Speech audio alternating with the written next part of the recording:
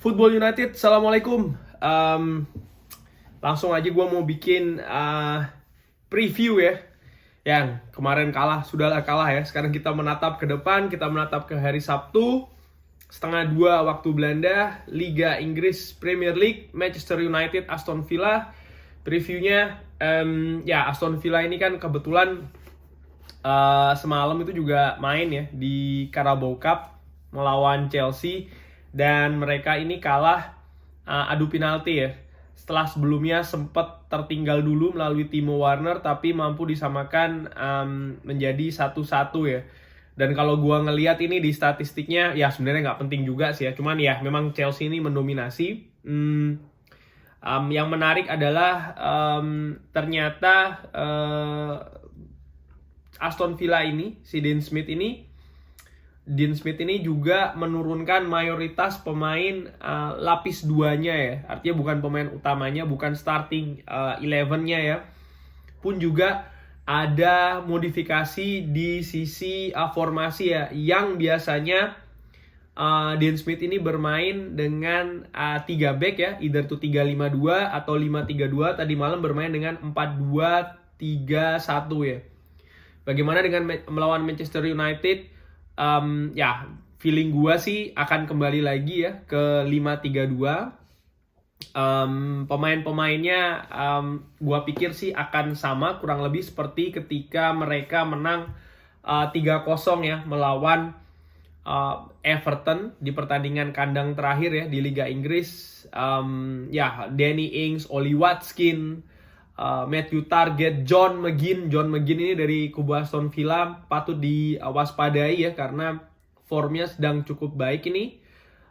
Pun juga kemampuan mencetak gol ya dari seorang Danny Ings ini kan juga masih mumpuni ya. Beberapa pasti gue yakin pasang juga di FPL-nya kan ya. Ya di belakang ada Tyrone Mings pastinya yang membuat ya akan memberikan tantangan lah ya bagi para pemain depan dari Manchester United untuk mampu membongkarnya ya. Ada hal yang menarik sih kalau gua ngelihat dari perjalanan Aston Villa di Liga Inggris sejauh ini ya. Mereka ini sudah melakukan 5 partai di Liga Inggris ya, di mana mereka ini 2 menang, 1 seri, 2 kalah. Yang unik, 2 kekalahan itu diraih ketika mereka tandang masing-masing melawan Watford dan juga melawan Chelsea. Uniknya lagi, di 2 pertandingan itu ketika mereka kalah, mereka kebobolan 3 gol ya. Jadi total mereka ini kebobolan 6 gol di away. Dan kalau gue lihat lagi ya di papan klasemen, mereka ini kan kebobolan 7 in total ya. Jadi dari 7 gol mereka kebobolan tuh 6 itu mereka kebobolannya ketika mereka away. So far, maka kesimpulannya so far ya sejauh ini adalah Aston Villa ini ketika bermain tandang, lini pertahanannya tampil tidak cukup baik ya. Ya terbukti itu tadi, so far mereka kebobolan 7, 6-nya itu diderita ketika mereka tandang ya. 3 melawan Watford, 3 melawan Chelsea. Sejarah pertemuan antara keduanya pun juga cukup unik ya, di mana musim lalu kita berhasil menang kandang dan juga tandang melawan Aston Villa. Ini kan juga memberikan semacam seperti kayak booster ya pastinya kalau menurut gue. Dan ada faktor lainnya juga ya, setelah sepeninggal Jack Grealish ini memang Aston Villa so far kalau gue lihat ya belum menemukan apa yang mereka tunjukkan ya musim lalu, di mana mereka cukup mengejutkan ya kan. Mereka cukup sering memenangkan pertandingan, bahkan memberikan perlawanan sengit ketika mereka harus menghadapi tim-tim yang secara kualitas di atas mereka. Tapi so far musim ini mereka belum mampu menunjukkan hal itu ya. Memang benar di pertandingan Liga terakhir mereka menang melawan Everton 3-0. Tapi gue juga melihat extended highlights-nya. Everton itu juga memiliki banyak sekali peluang. Nah, salah satu kelemahan dari Everton di pertandingan kemarin itu kalau menurut gue dengan amatiran adalah tidak mampunya lini depan Everton itu memanfaatkan peluang-peluang emas bahkan ya untuk mencetak gol ya. Gray dan lain-lain lah gue sempat lihat pertandingannya. Dan ini harus sesuatu yang tidak boleh dilakukan oleh Manchester United. Kurang lebih Manchester United bermain jangan kayak tadi malam. Artinya iya betul, menguasai pertandingan, menguasai possession, mengancam, variasi, banyak sekali melakukan 1-2 di kotak penalti, ya kan. Solusi selalu berusaha untuk dicari, jadi tidak cuma crossing aja tadi malam itu kan, cuman itu tadi ketajaman itu juga diperlukan, dan tentunya kita bisa berharap lebih karena ya squad yang akan ditampilkan besok Sabtu ini kan sangat-sangat beda dengan apa yang kita saksikan tadi malam ya, ketika kita ya tersingkir di tangan West Ham. Sebelumnya ya kalah 3-0 melawan Chelsea, sebelumnya seri 1-1 melawan Brentford. Secara overall kalau gue pikir Aston Villa ini belum menemukan konsistensi, jadi mereka bisa up and down. Ada minusnya, ada plusnya. Minusnya ya mereka belum terbentuk.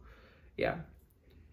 Plusnya yang harus diwaspadai adalah ya kita tidak bisa menebak Aston Villa mana yang akan keluar besok ya. Mudah-mudahan ya bukan Aston Villa yang sedang tahu-tahu top form ya, karena ya kita lihat lawan-lawan Manchester United sebelumnya kan juga sering di atas kertas dianggap kualitasnya di bawah Manchester United, tapi ketika melawan Manchester United mereka bisa ya naik ya level permainannya, level semangatnya, dan cukup menyulitkan Manchester United. Wolves adalah salah satu contohnya ya.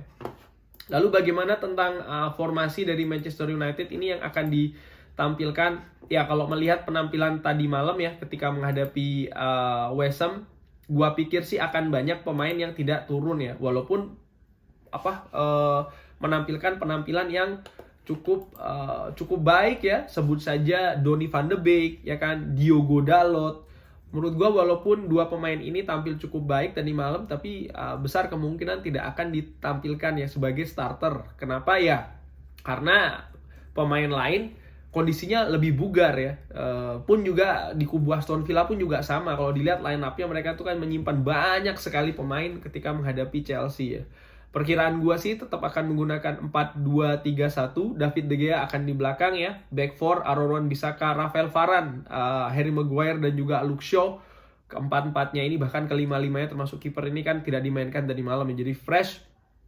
Di tengah, again, sekali lagi, walaupun Donny van de Beek tampilannya cukup lumayan ya tadi malam, tapi sepertinya Ole Gunnar akan mengembalikan lagi ke Fred dan juga Scott McTominay ya di double pivot tengah. Di lini gelandang serang ya, dari kiri Paul Pogba yang fresh gue pikir akan dimainkan. Bruno Fernandes walaupun tadi malam diberikan ya kurang lebih berapa ya, sekitar 20-15 menit, tapi feeling gue akan ditampilkan lagi oleh Gunnar, dan gue juga berharap Bruno Fernandes akan ditampilkan ya. Dan di sisi kanan besar kemungkinan akan diberikan lagi kepada seorang Mason Greenwood ya. Di depan siapa lagi kalau bukan seorang Cristiano Ronaldo. Pemain-pemain yang tadi malam again yang tampil cukup baik, itu kan memberikan rasa percaya diri tambahan ya bagi mereka.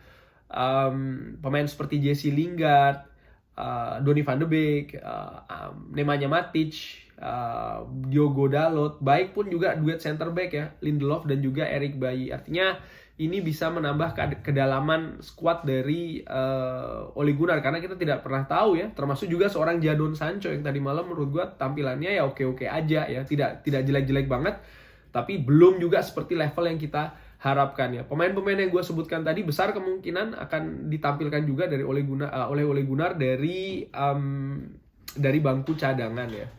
Soal perkiraan berapa skor, again, kalau gue melihat dari apa yang telah diraih oleh Aston Villa, mereka ini cukup buruk ya so far ketika tandang. Kalau Manchester United mampu menampilkan bagaimana cara mereka membongkar pertahanan Newcastle, karena kurang lebih dari sistem permainan formasi juga hampir mirip ya, artinya numpuk pemain di belakang, ya Manchester United punya peluang untuk menang dengan skor besar.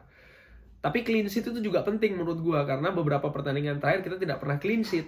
Termasuk juga tadi malam ya kan, dimana kita tahu Aston Villa ini punya penyerang tipikal cepat ya, macam Oli Watkins, Danny Ings, bahkan ada juga tipe ngotot dari lini tengahnya ya, macam McGinn, dan ini harus diwaspadai betul oleh Manchester United. Harapan gue kita bisa menang dengan skor besar dan juga clean sheet ya, untuk mengembalikan lagi kepercayaan diri, terutama setelah tadi malam ini kita tersingkir di Carabao ya. Walaupun Carabao Piala Ciki, kalau gue sih dengan amatiran gue gue sedih, bukan sedih sih ya nggak puas ya, lebih nggak puas sih, tapi ya that's it gitu loh. Karena again kalau buat gue kita nggak menang semuanya, tapi kita menang Carabao tuh juga menurut gue bukan sesuatu yang besar dengan amatiran ala gue ya. justru di Liga Inggris lah kita harus mengejar sesuatu yang lebih, karena ya inilah prioritas, salah satu prioritas musim ini ya. Ya kurang lebih demikian preview pertandingan antara Manchester United lawan Aston Villa ya. Kalau di sini nanti hari Sabtu jam 1:30 siang kick off-nya ya, 2 hari kurang lebih. Thanks for watching, jangan lupa like and subscribe. Wassalamualaikum.